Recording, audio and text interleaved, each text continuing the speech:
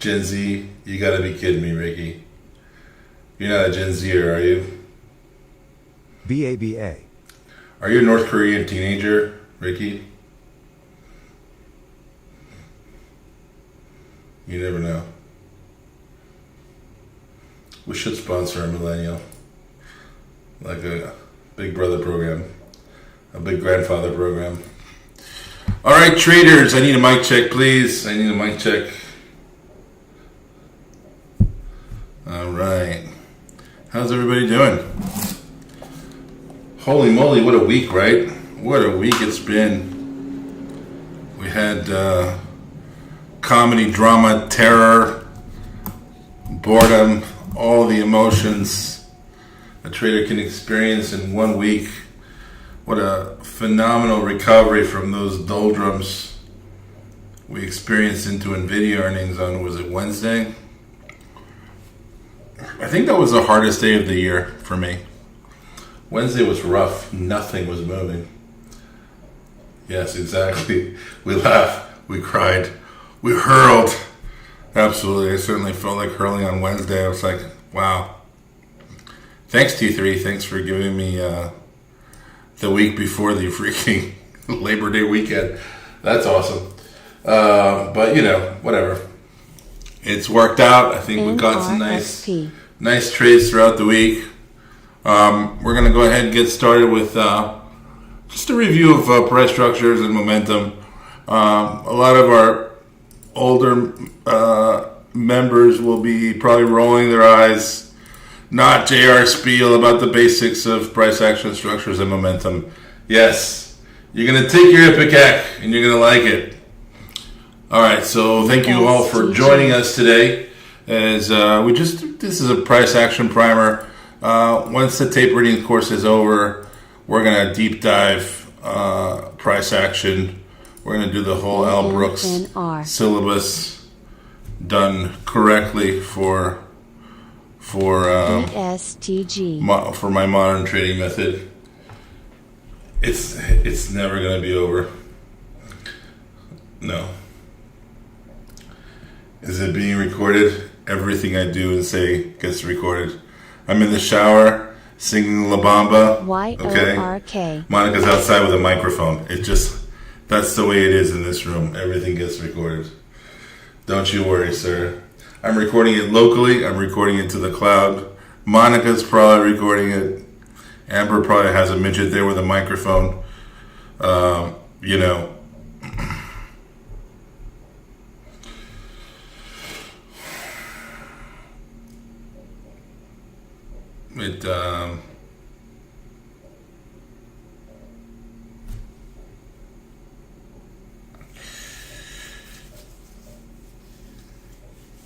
It is what it is. All right, anyways.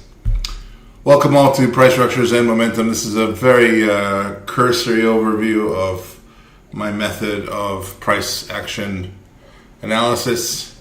And we're going to dive right in. Please take a moment here to read through the very important legal disclosures. Definitely need to add a ponytail section to this one. All right. It is I, again, in my prison mugshot, J.R. Romero, head trader of Momentum Express, a full-time trader since 2001. It was a great year to get into day trading.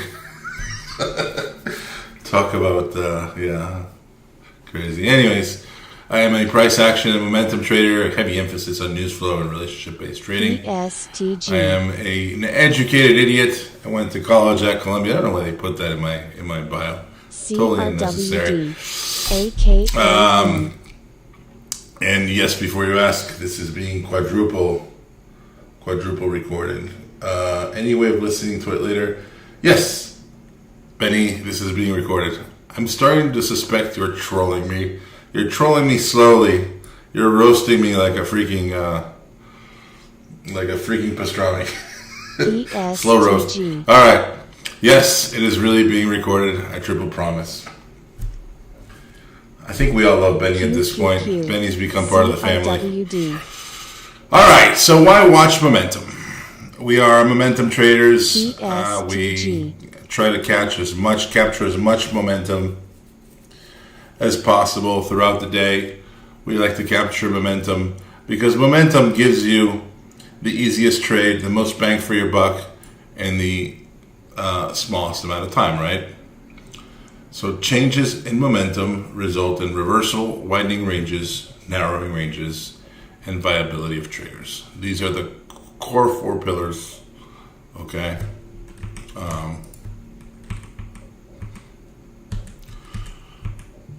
The core 4 pillars of momentum. Analysis of past momentum can help determine how current move will most likely play out. This is very important when we take into account the laws of cause and effect. Okay, the market likes symmetry in all things, right? So what I mean by cause and effect, right, is oftentimes this is now when I say I'm building a cause or so and so is building a cause, what I'm talking about, okay, is a specific type of consolidation at the end of a move or continuing a move where price consolidates, okay, forms a balance range so that either a reversal, a widening of the range, or continuation of the move can take place. Right. Members on KHC, the market does like symmetry in all possible things. Breakup the more of the symmetrical company, a move we see, Kraft Heinz, the more likely that we're seeing a whole lot of involvement. Let me ask you guys a question. Let's see who's been paying attention. What name today, for example, if we're talking about symmetry, what names today give us charts that show an incredible amount of order and symmetry? What would you guys say?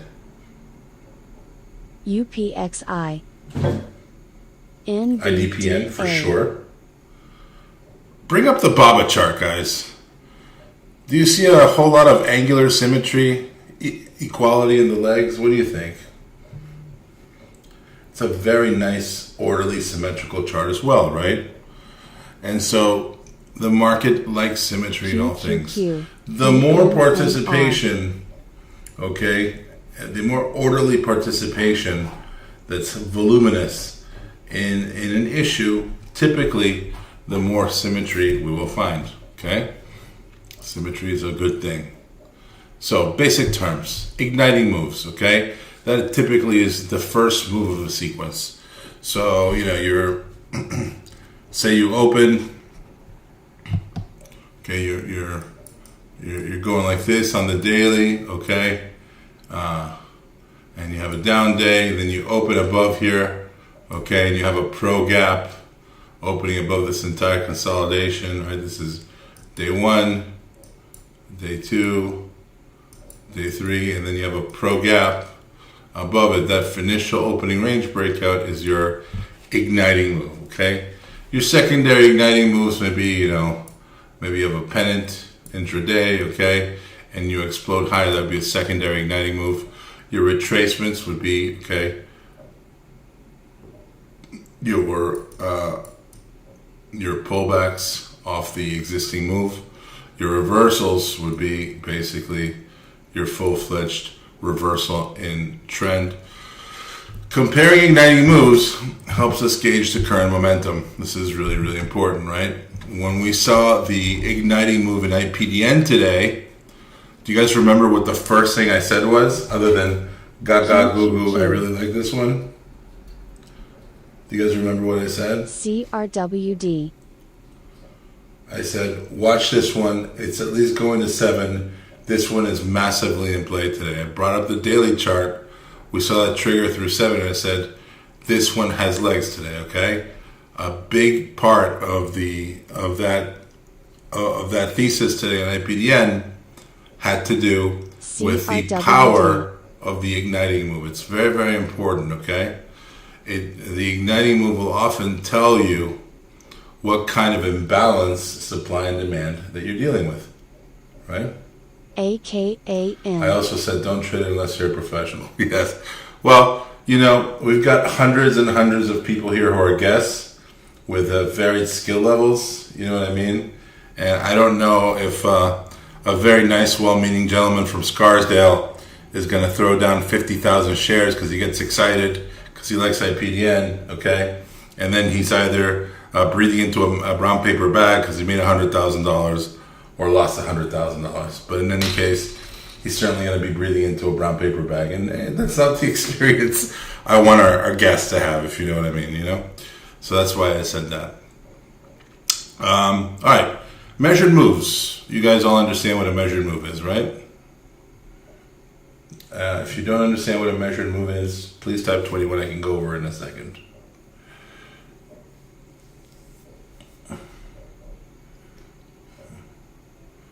$20, $21. Okay, that's... Did you mean 22? Okay. 22 is no. 21 is... I'm fucking with you. Okay, alright.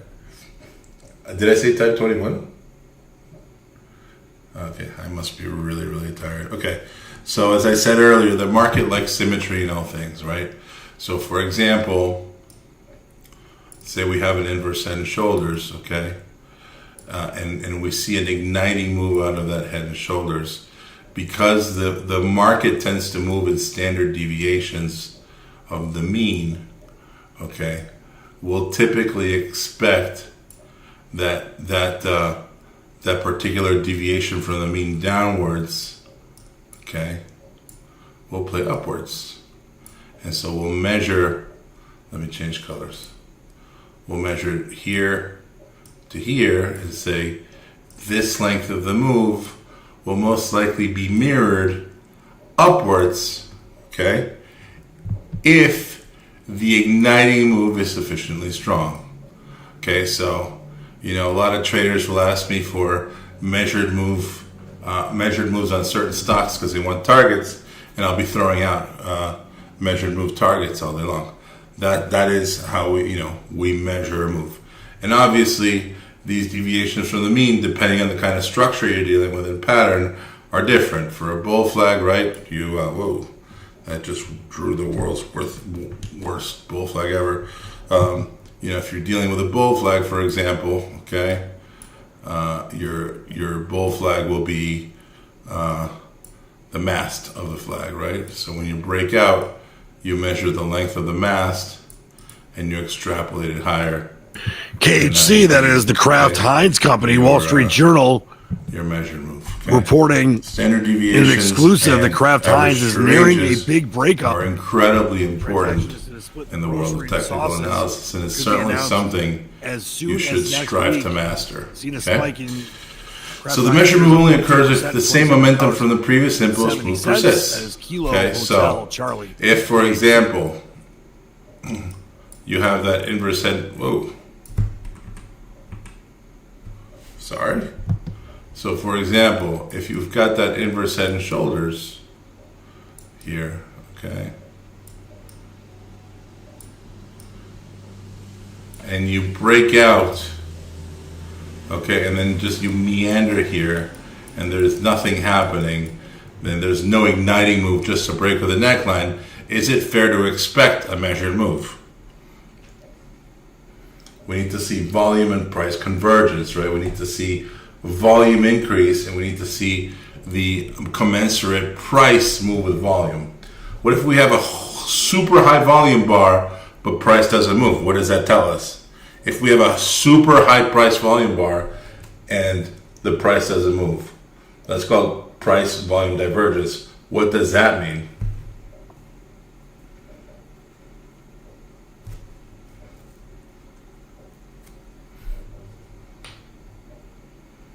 Yes, sellers are meeting the buyer imbalance, right? You have sellers above not letting the price go through.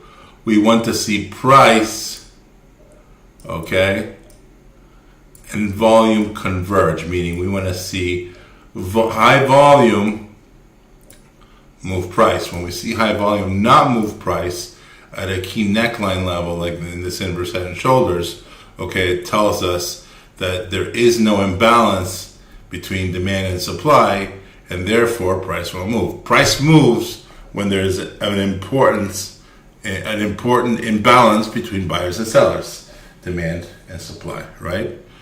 We're putting in a big effort. Remember the effort versus result, basic tenet of Wyckoff theory. If we see a big effort with very little result, okay, that tells you that that you should be gauging the igniting move in a negative fashion. Okay, so measured move only occurs if some same momentum from previous impulse move exists. So very basic concepts, right?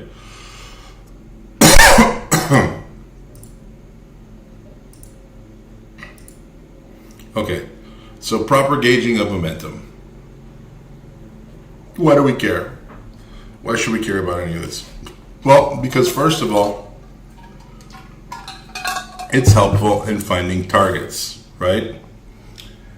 Every day in this room, Harry and I have a little joke going on every day where I'll miss my S&P target by a point out of 40 or 2 ticks, and he acts all mad, and I act all apologetic, and it's a stupid joke, okay? But the reality is that we are very razor accurate on most days in our targets, in our levels, okay? That comes from proper gauging of momentum, okay? So momentum and understanding the gauging of said momentum is really important so you can find targets that make sense, okay? Secondly, it's really important in terms of knowing when to change your target, okay? If you're looking, say you have a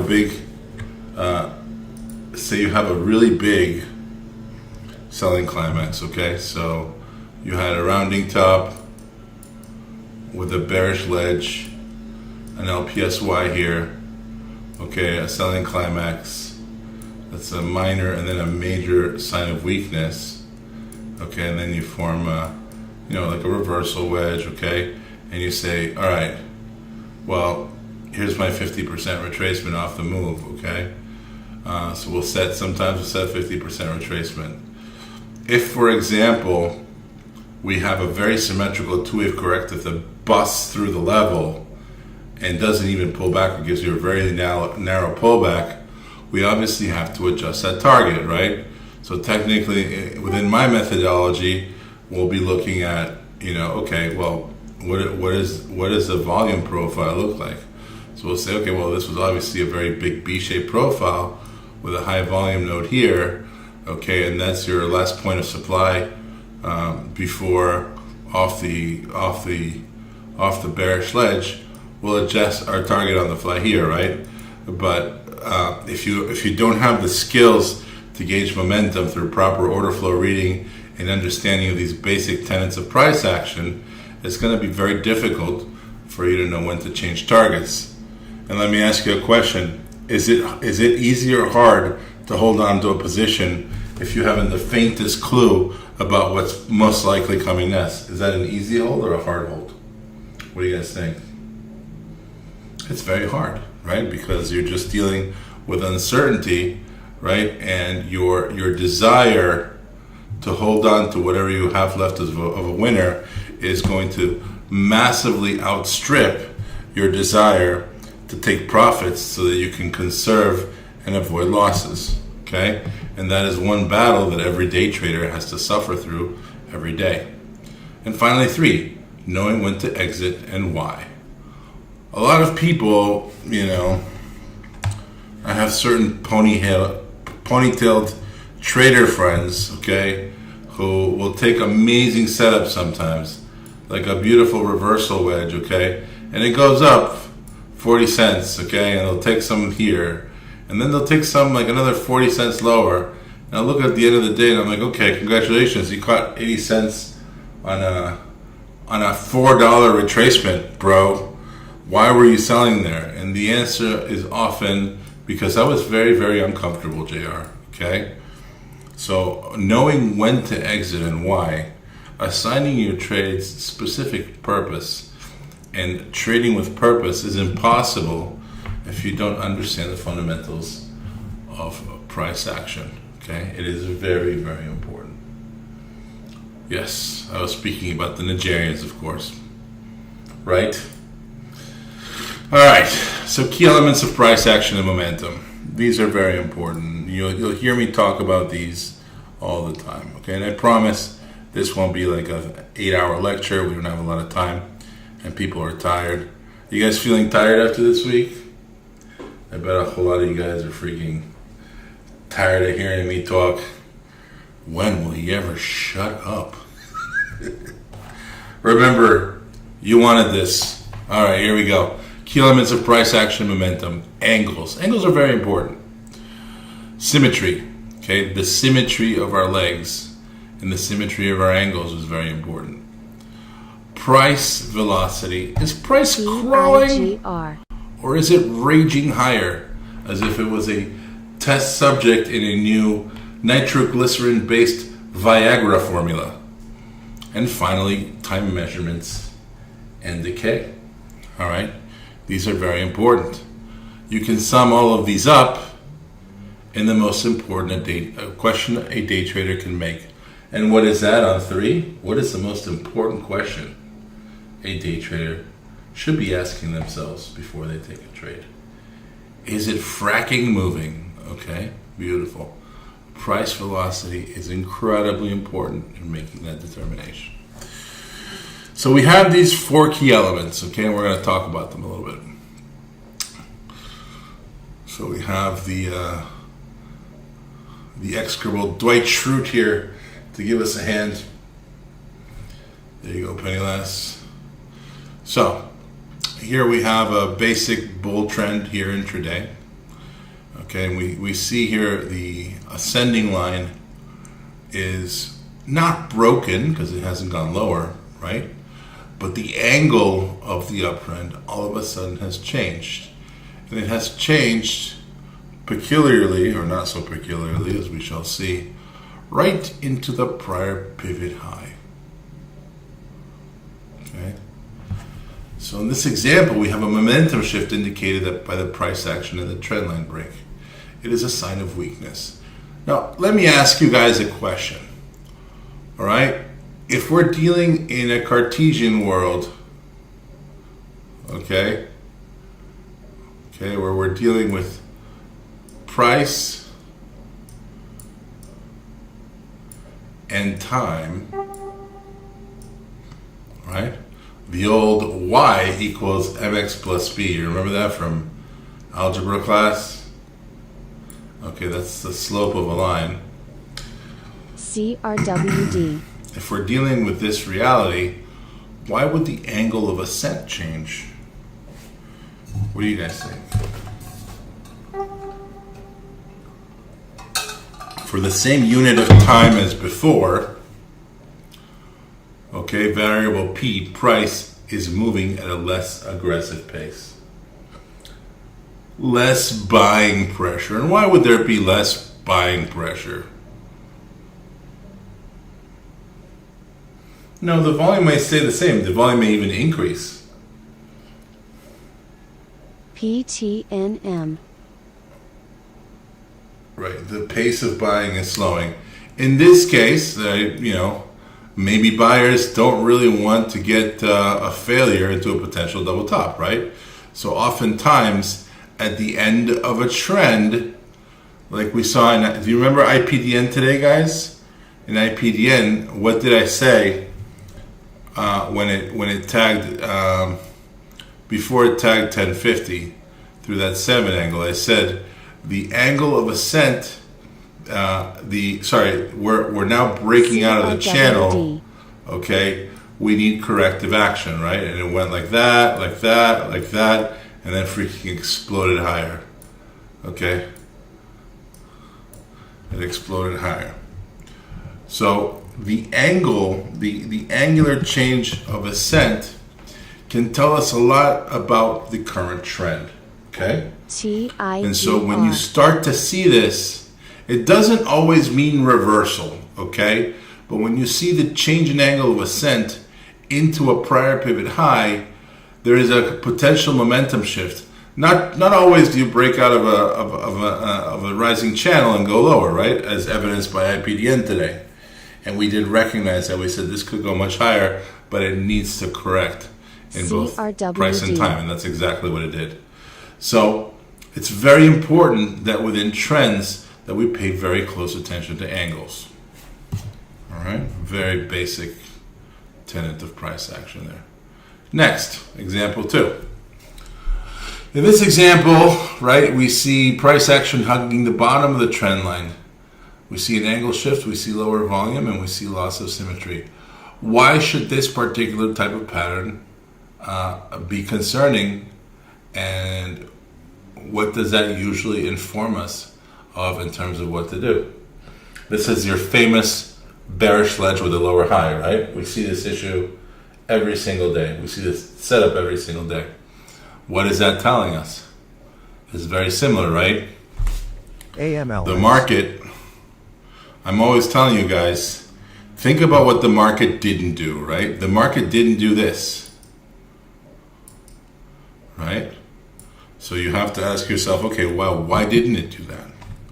Well, in most cases here, okay, when you have that lower high and a very strong bull trend, we immediately, in terms of how we manage our order, our order of execution priorities, we start to look for a bearish ledge, and this is exactly how bearish ledges in a bull trend form, right? You have a weak lower high, a shallow pullback, a weaker lower high, a shallow pullback, and when the bulls run out of steam here, okay, everyone's placed their stops OTLK. here and here, right? And what does that cause? MRVL. What does that cause, guys? MP.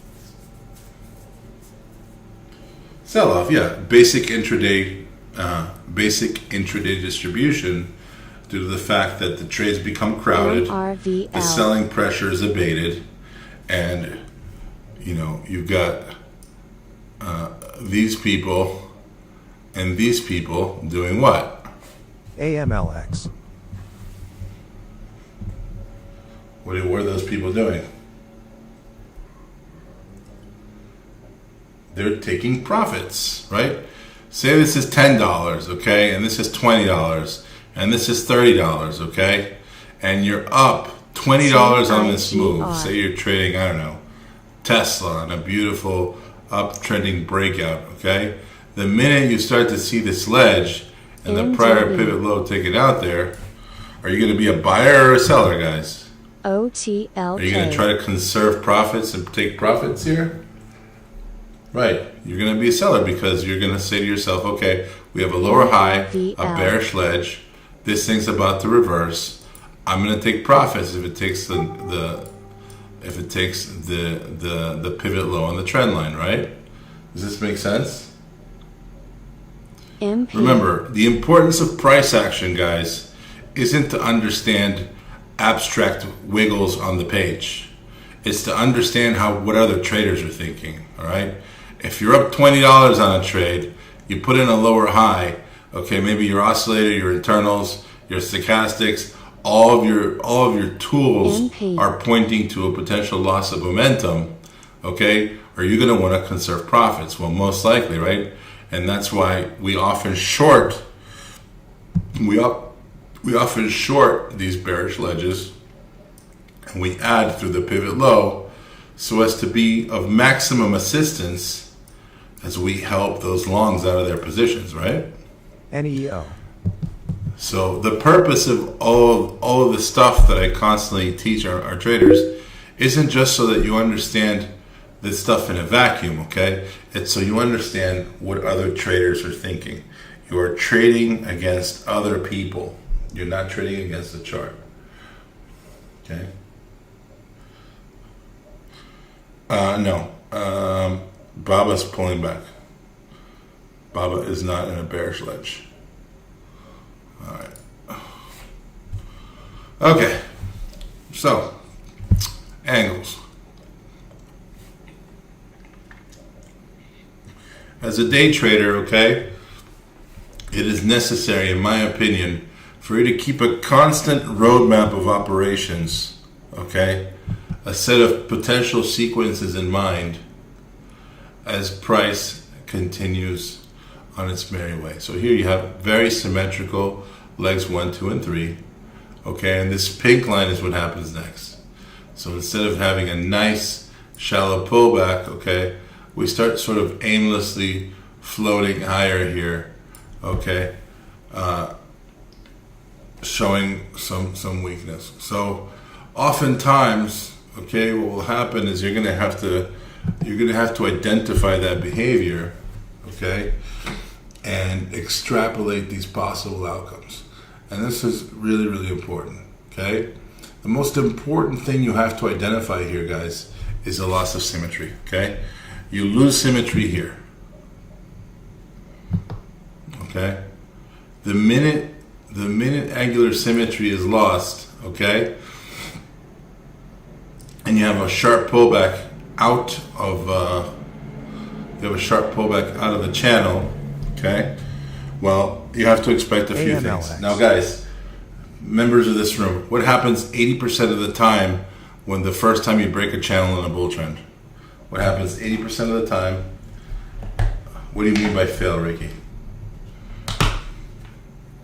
Okay, yes. 80% of the time that you have a shakeout of a channel, they usually, in a bull trend, in a strong bull trend, they will bounce it back, okay? So, is it important to know that information so you don't sell in a panic? I would say it's rather important, okay? So here you have a few scenarios. If price goes flat, okay, you're more likely than not dealing with a rounding top and then a major liquidation break. If price goes sideways and forms either a reaccumulation or distribution zone, what you want to watch for is very symmetrical movements in the balance range that just broke down, okay? So we want to watch for really symmetrical movements. In this case here, you have sharp V's up and down, okay? What does that signify? It signifies a balance right through the middle of the balance range between buyers and sellers. And here, what do you see? Instead of going up and down sharply, you start to kind of meander down at a much wider angle. This type of angle, okay, when you have an angle shift, especially on a change of volume, it is very likely that you're going to experience a break below, a retest, and breakdown. And what do we call this type of pattern?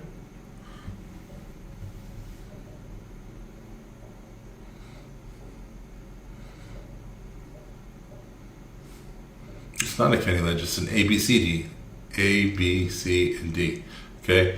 This right here, this entry here, failure to rejoin the balance range, okay, is one of my favorite short setups. It's fantastic. That's what happened to NVIDIA yesterday. Remember NVIDIA, we said 181.16. If on the bounce they fail 181.16, NVIDIA is going a lot lower. Do you remember that? Yeah, it's like an inverse. Yes. All right. So we just went through two different scenarios here. The rounding top, okay, where you have loss of symmetry. You don't explore the bottom and the top of the balance range. You go sideways and you slowly change your angular momentum until you flush. And we explored the actual symmetrical balance range off a channel with an angular change off the end. Now, it's entirely possible, guys, okay, that you have another scenario, and this is my favorite long re-entry, right? Shares of Kraft Heinz KH short balance range, 0.75%, shakeout, 84 off the earlier highs. no angular As change the in Wall Street symmetry, Journal saying that right? the company's splitting itself up into, THAR. What is this? considering splitting itself up into grocery and sauces units, It's an inverse head and shoulders. and will be announced. Given the fact that it's next an week. inverse head and shoulders, That's Kilo Hotel and we Control. have the neckline here, we're talking about setting. We were talking about setting targets. Is it fair to say that the top target is the top of the channel right here? Is it fair to say that?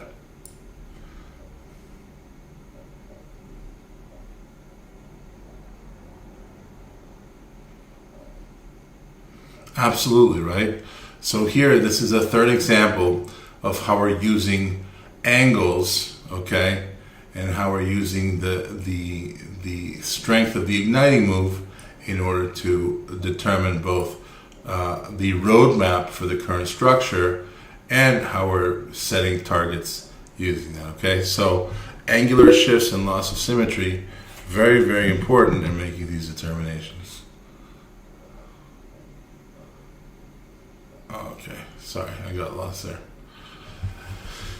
So here's a few more examples, right? Because a lot of things can happen in a balance range. This is one of our favorite shorts. So oftentimes, so we're referring, of course, to the widening of the channel scenario here, right? And there's a million scenarios, but in this case right here, you've got very sharp angles, okay? Very sharp angles, then a very shallow angle, and then a very shallow bounce. Not only have we lost angular symmetry here, we've also lost leg symmetry here. I call this a who killed Kenny ledge, right? Because it's sudden and it's nasty and violent. What is happening here? Why are these pops so shallow now?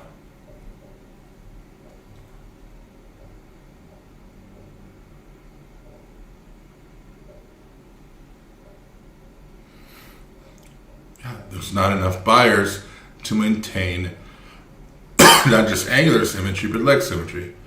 And often you'll get that with a distributive upthrust first. We often see this, right? This is a typical, sorry guys, typical failed breakout. Okay, a lot of times you'll be in a range, okay? You'll break out of the range. You'll fail the pullback, okay? That should hold the breakout area, okay? And then you go all the way down and break down even further. What scenario every day do we see this type of piercing reversal to full reversal situation in? What scenarios can you guys think of? Members of the room. What scenarios do we see this in?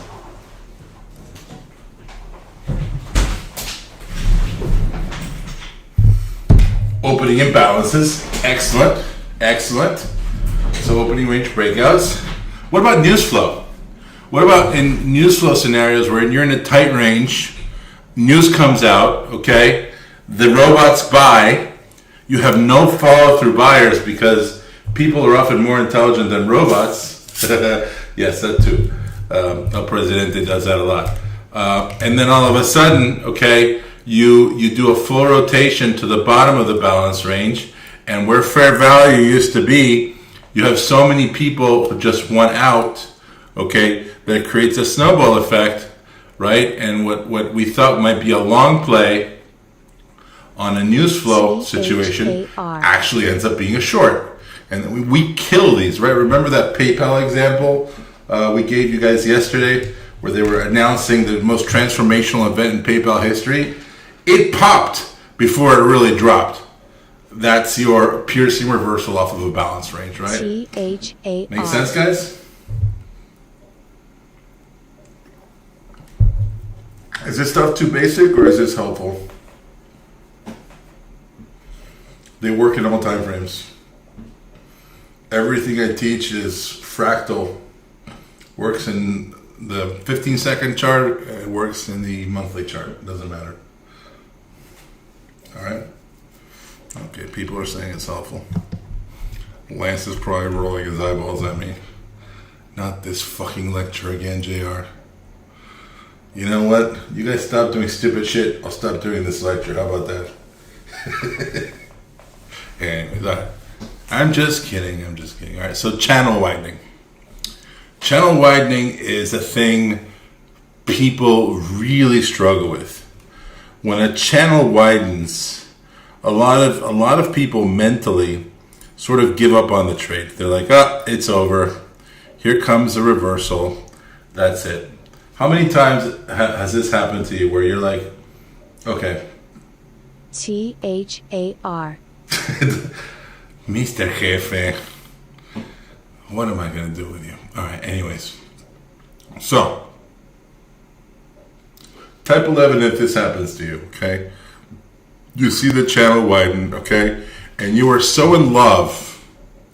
You are so in love with this story, okay?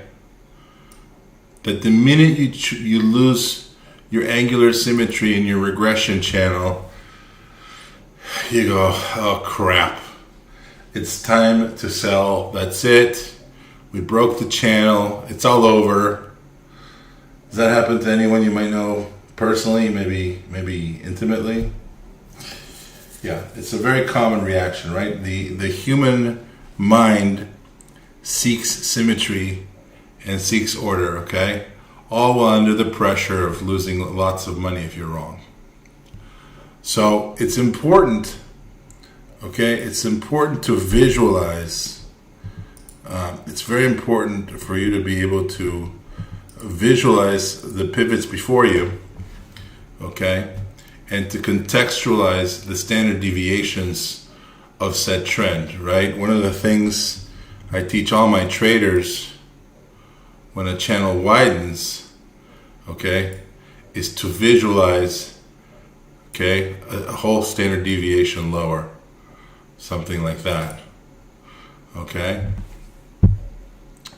It's very important to do so. We're going to get into more detail in a couple of slides. But what you have to always keep in mind, guys, is that the break of a channel may actually be a simple two-wave corrective, and we saw exactly that in IPDN today, remember?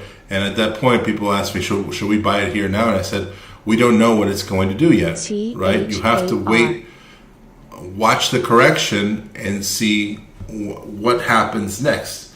But what's important in terms of your development as an analyst, okay, is to constantly extrapolate the most likely scenarios based on your analysis, so you can actually say, okay, well, this could be an inverse head and shoulders, okay, and a neckline breakthrough here, or it could be a failed neckline and then a major sign of weakness with a distribution top and a D leg short right through here back to your demand zone, right? You just don't know. So your ability to extrapolate and react as opposed to anticipate is very, very important. A lot of novice traders struggle because they feel like they need to anticipate the move. They need to place a bet, okay? You should place a bet when the odds are in your favor, okay? You should place a bet when you have a royal flush. So here is the element of time, okay?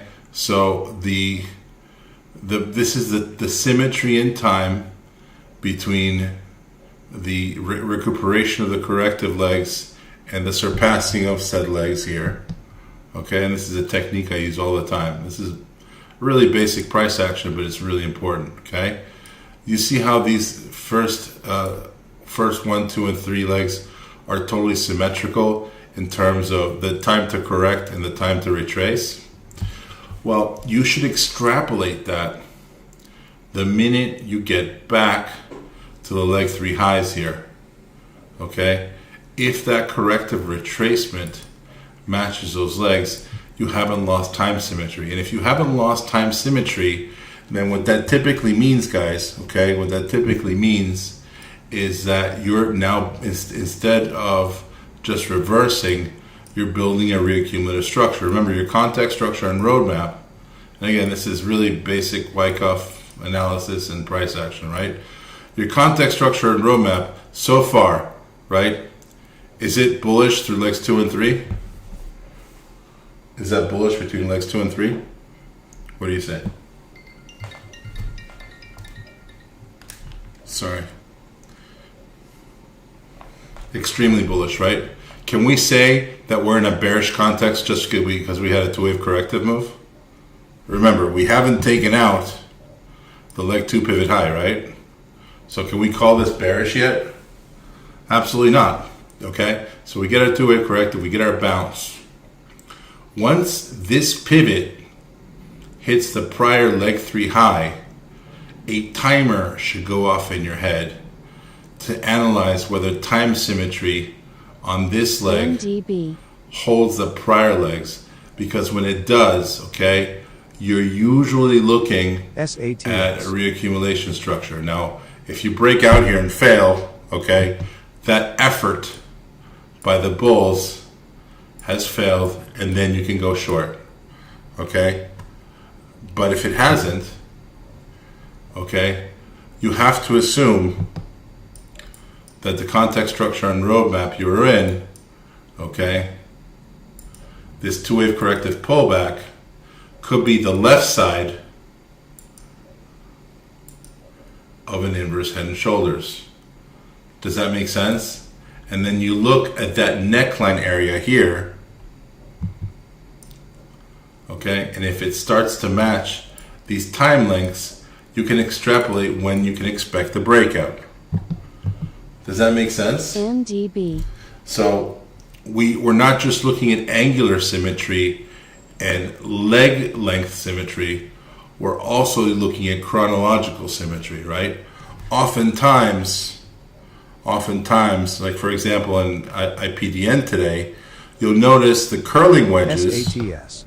you know, went like this, curled, okay, went like this, curled. These bases were approximately the same length, okay?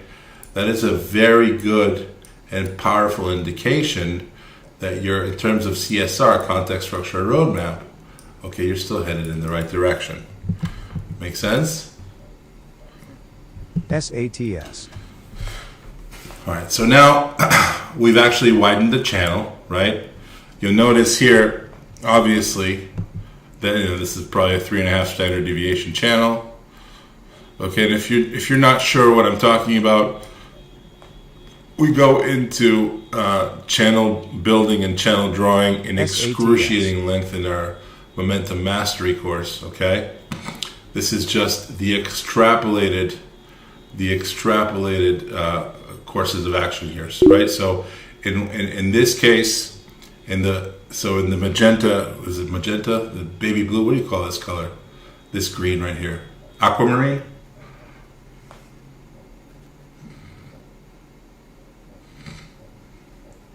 This is being recorded. So if you're MDB. on a plane, I promise it's being recorded. All right, so SATS. we'll call this light blue, okay? So remember, so I just want to go over this one more time for you guys. We're still looking at the same chart, okay? Before, okay, we were just looking at the initial retest of MDB. the prior leg 3 high. Now we're extrapolating the move, right? And this is what I wanted to get to.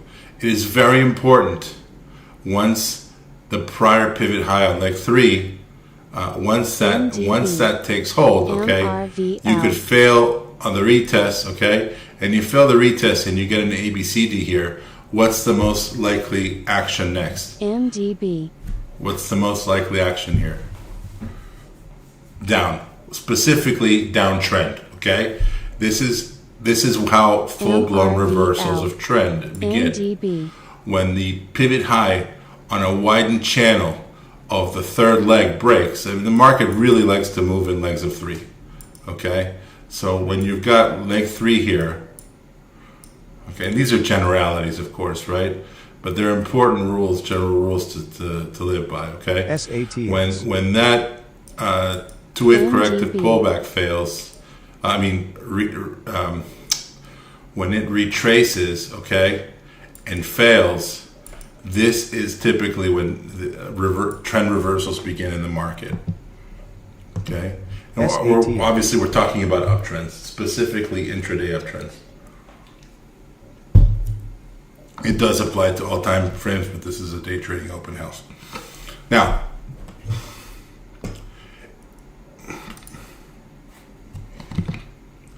if of course you have a little Jacket Buick here, okay, a break above that retests the high, okay, 2 things can happen. You can form a reaccumulative balance range. Is there any other way to interpret this, given the fact that you have price acceptance over the leg 3 pivot high, other than a reaccumulative structure? Is there any other way to interpret this, given the context?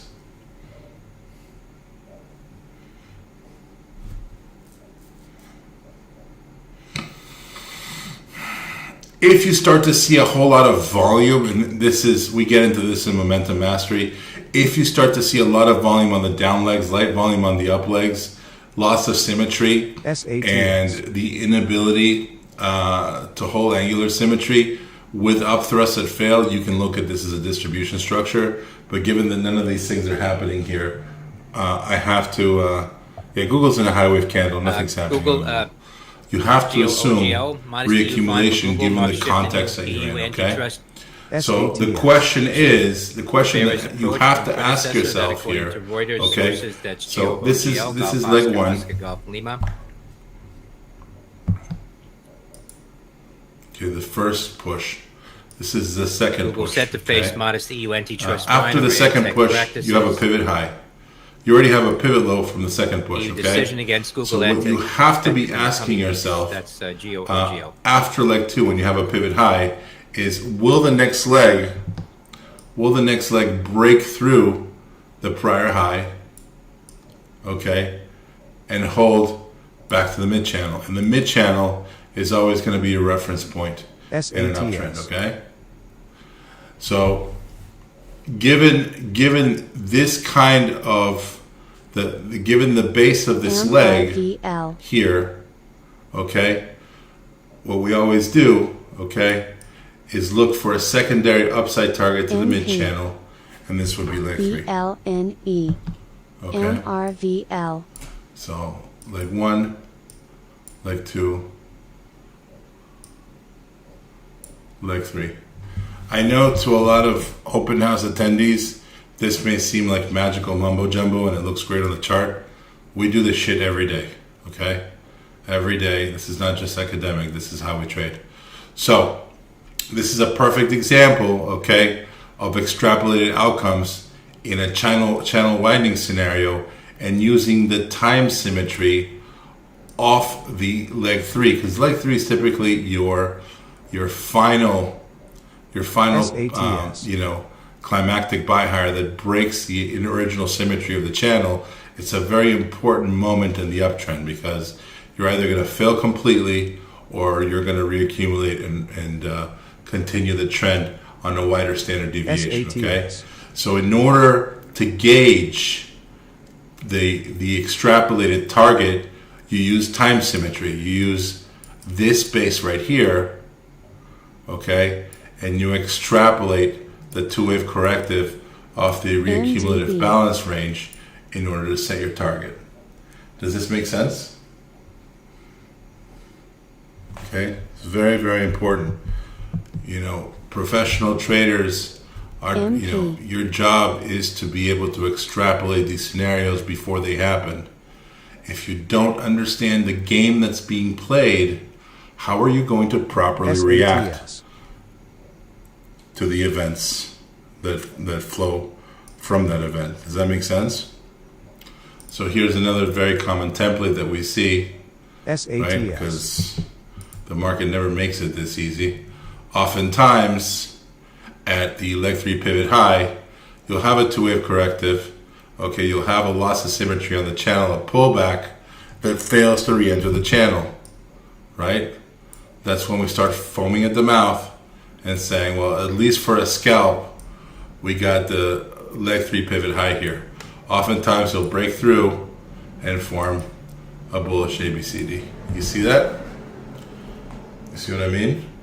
So in this case, and the reason I like this case is oftentimes you'll get a false signal, right? The market seems like it's trending lower. Okay, you have one leg lower, two legs lower, okay? But then you break right back to this pivot high and you see the angular symmetry change completely. Why would the angular symmetry change completely? What would happen? What would make it that this line, instead of going like this, goes like this?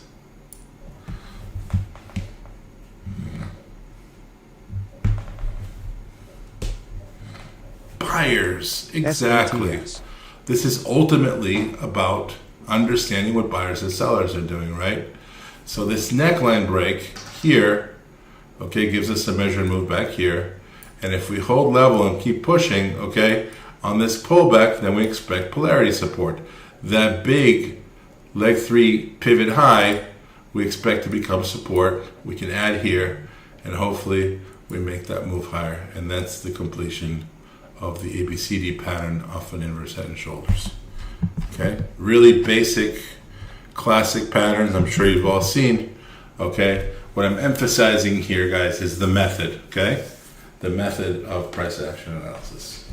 All right. So, the 3 commandments of angles, and we're almost done. We only got a few more slides left. I know people want to get back to the market. THAR. When I catch some end of day trades. All right. Slower moves correct with more stored momentum and higher probability. Faster moves typically correct more gradually. Openly paced moves lead to trading ranges. Okay? So, this is a shallow angle, right? What kind of shallow angle trade is this? We take this one every day, right? Lower pivot high, shallow ledge, alakablam. That double top, you know, we can take it here, we add through here, and we take it right back to the pivot low. A shallow right shoulder on a head and shoulders, right? On a head and shoulders, this is my favorite type of head and shoulders. When you get an asymmetry in the right shoulder, okay, that has a really narrow ledge that looks like the Tower of Pisa is leaning over and about to, you know, fall and murder half of Tokyo, okay? That is definitely my favorite. And here you have sharp angles, okay? Sharp angles, more difficult to deal with when it comes to bearish trades. This is a hard double top to fade. Okay, this is an easy, shallow ledge to fade. You see the difference? Sharp angles. Okay, most head and shoulders, do they fail or succeed? Do most head and shoulders fail or succeed, guys? What do you guys think? Statistically speaking, do you know the answer to that? The vast majority of head and shoulders fail because you're in an uptrend when they happen. 80% of the time, the trend continues. Okay? But here's a little cheat for you. SATS. Okay? First of all, if you're going to short a head and shoulders, I always tell my people, short the right shoulder. Don't wait for the neckline break, okay? That's stupid. Because this is an overhead supply zone right here. But that's not what I was getting at, okay? Sharp angle, okay? You wait for the shallow retracement, and then you go bananas. LGHL. See what I mean? You want to go full Tony Soprano? Wait for the shallow ledge to hit the neckline. The neckline forms a natural red supply zone, right? The shallow angle is the tell. All right? SATS. Beautiful. Faster moves. The more frenetic moves take longer to consolidate. So oftentimes you'll have a very frenetic move, okay? Sharper angle and longer, more explosive moves move in leg one and require a longer rest period, resulting in a bullish digestive pattern like a falling wedge or a lateral consolidation before secondary leg is initiated. How many times, okay, do we see this, especially with small caps, SATS. where they have a huge, 4 ATR move in the first 30 minutes of the day, okay, and then they literally, okay, SATS. give you an all day long falling wedge, or they give you a 50% retracement, okay, and then they go sideways for the rest of the day, and when you're not looking at 3 o'clock, they go alakablam, okay. Why is that? Why do you guys think that is?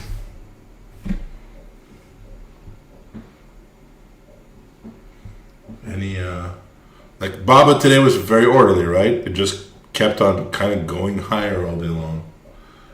Baba was this today, right? A lot of other big momentum trades today, okay, look like this. Once you put in a big move, okay, you may be out of buyers for a while.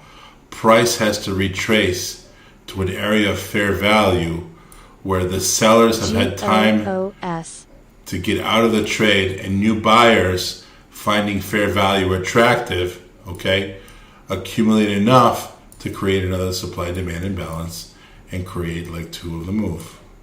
Okay, that is why that happens. So you have to be very careful with these very sharp angular, explosive, parabolic moves in terms of adding, right? A lot of people like to add up here after the thing's up, like 4 XPL, ATR and 5 ATR. Solitary Resources filed for All right. Rule 3, V-tops and V-bottoms resale in of up to ranges. 7.1 million G-O-O-M. Sharp shares. V-bottoms Selling and shareholders V-tops that create sharp angle bounces X-ray and Papa keep Lima. price in range, okay? Shallow angles, on the other hand, okay, often denote breakdowns or breakouts. If you're in a shallow angle, okay, right here, for example, we see this all the time, right? We're in a price. This could be weeks, it could be minutes. It doesn't matter, okay? Shorts are finding fair value here, longs finding fair value here, right? All of a sudden, you don't even retrace 30% of the move. You just go flat, you pop, then you go shallow angle again, and you're not even retracing as much as you did here, right? What does that mean, guys?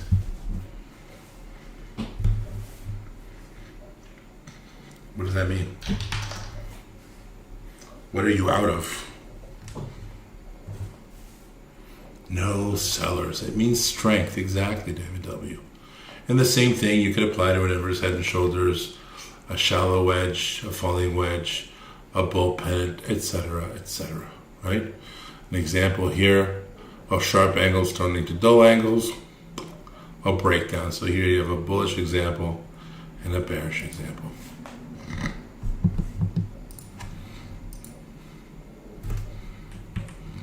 Okay, change of angles. Changes telegraph slowing momentum. Momentum price action rule. The longer the bearish rising consolidation, the more stored momentum for the reaction move, right? Ever been in a roller coaster, guys? Where you're going up and up and up and up and up and up forever, and you finally go tuk, tuk, tuk, tuk, tuk. Which line has more stored energy? Okay, this is line 1, and this is line 2. Which of these two roller coasters has stored the most kinetic energy? Obviously 1, okay? The same rule applies to momentum, okay? The more commitment you have from buyers and the gnarlier the move, okay, the more likely that you've now created a demand-supply imbalance, not a supply-demand imbalance, right? And what happens when you run out of buyers? Everybody sells at once, okay? And that's typically what we look for in momentum. All momentum in the markets is very strong stored imbalances of demand and supply, okay? So key concept, angle changes in time and convictions. The longer the bearish rising consolidation, the more stored momentum for the reaction move. Okay, so which one of these better? This is okay, right, for maybe a double top fade. This is way better, okay? Because here you have some buyers getting involved here trying to do this. SPRC. Here you have a lot of people trying to push this higher. And are they succeeding or are they struggling? Right? Now you can apply here whatever kind of pattern you want. Typically this will look like a rising wedge, right? A weak rising wedge on a weak angle, right, into a prior area of potential supply typically means shroom, right? Big momentum lower. We love trading our rising wedges here, don't we? So momentum and angles, okay? This one is okay. Okay? This one is way better. You have much more stored momentum. You have much more commitment from buyers here who are all about to fail at once. And the more crowded the canoe gets, the faster it tips because it's full of participants, right? When the more people who are wrong at once and realize it in the market, okay, the bigger demand and supply imbalance you're going to find. Okay? Again, price action momentum rule. The longer the bullish falling consolidation, the more stored momentum in the reaction move. And this is the exact same concept. You see what I'm saying? So here you have a nice, tight, shallow wedge. Here you have a very long and tight shallow wedge into what? An area of secondary support here, right?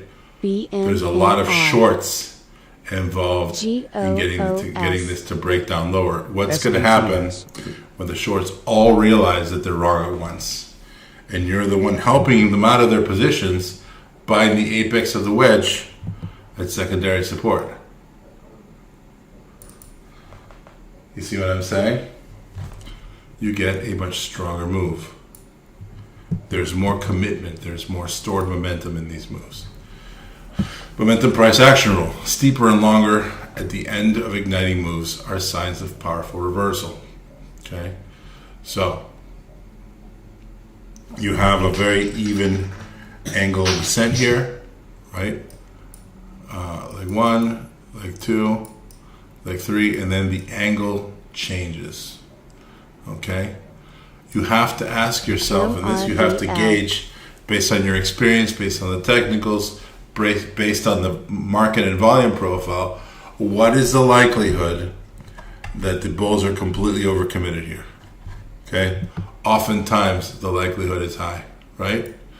You put in a starter here, and you wait for the shallow retracement here, and then you slam it into the initiation of a new trend. You see what I'm saying?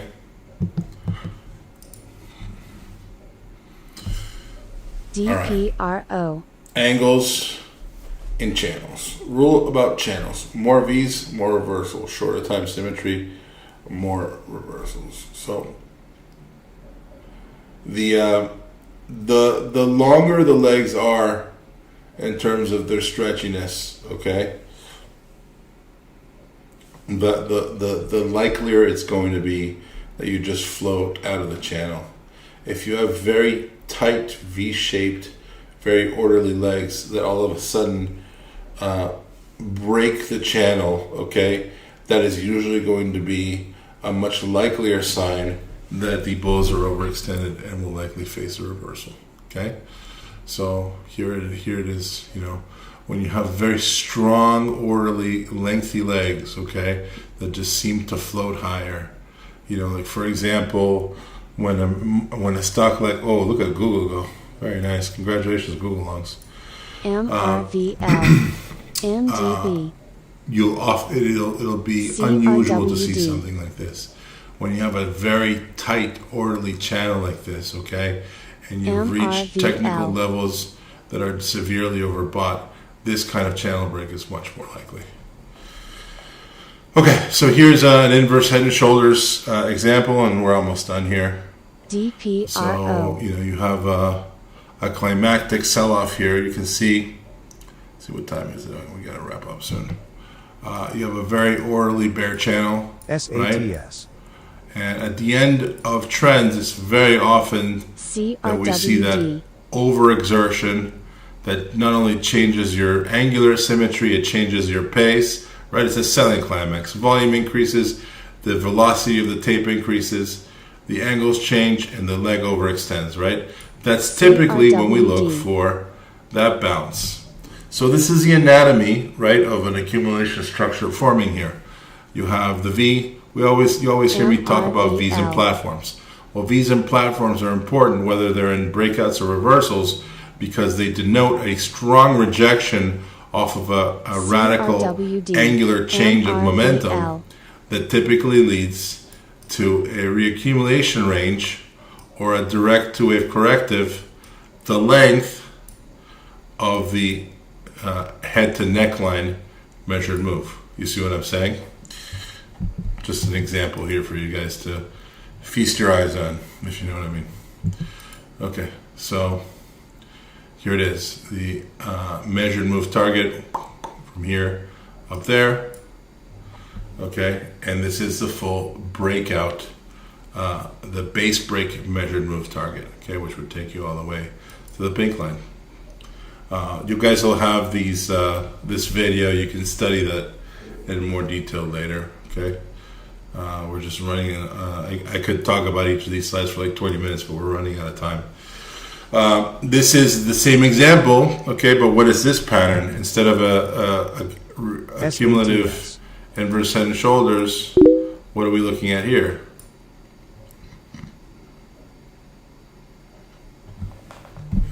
Yeah, it's a W bottom, right? The W bottom neckline right here, right? Okay, right there. So off the neckline, we can typically expect a two-wave corrective move. And I don't have time to get into this now, okay? But in basic Wyckoff methodology and the way we approach the momentum mastery course, okay? You'll have formed your pivots here. The first important pivot is this B pivot right here, okay? I'll take an A pivot off the high of the neckline, okay? And we'll extrapolate the C pivot right there, okay? And off the C pivot extrapolation, on the pullback back to the A pivot, we typically take the measured move to target on the E pivot right there. And we have a whole methodology for this type of thing in momentum mastery that we use every day. I mean, traders in the room, I mean, how many times do we do this sort of crap every day? You know, it's an everyday thing. It's not academic. What's going on with Google, Eddie? Wow. So how does this help me? Understanding key levels with better perspective. If you're not confident in your levels, you don't have any perspective, right? Understanding the likelihood of patterns working more effectively. Again, yesterday we talked about expectancy, right? And the importance of understanding the hand that you're holding in the market. Do I have a pair? Do I have three of a kind? Do I have a flush? Okay, so understanding the likelihood of patterns working is key in understanding what kind of expected value you can assign to your trade. Trading with more peace of mind. Understanding your levels not only helps you extrapolate targets, it helps you set stops. When do you know the trade is no longer working? Well, if you don't understand how the sequence works, it's going to be very difficult for you to set your stop, right? Thank you, Ruff. How many times does it happen to you guys, let's see, our open house attendees here, that you're not sure you're not sure what your stop should be? You have no idea what your stop should be. A keen understanding of price action will help you do that all the times. Ability to extrapolate channels more effectively. And by channels, I also mean trends, right? And the ability to draw better levels. All right, so that concludes my diatribe today about price action and momentum. I hope this was helpful. All right, we'll be doing one more wrap-up. I don't usually do wrap-ups on Fridays, but we'll do one today to help the open house attendees here ask whatever questions they want to ask and so on. All right. So, guys, thank you for taking this pedagogic journey with me today. And back to the markets we go. I'm just going to take a 2-minute break and grab something to drink, and I'll be back in 2 minutes. MDB. SATS.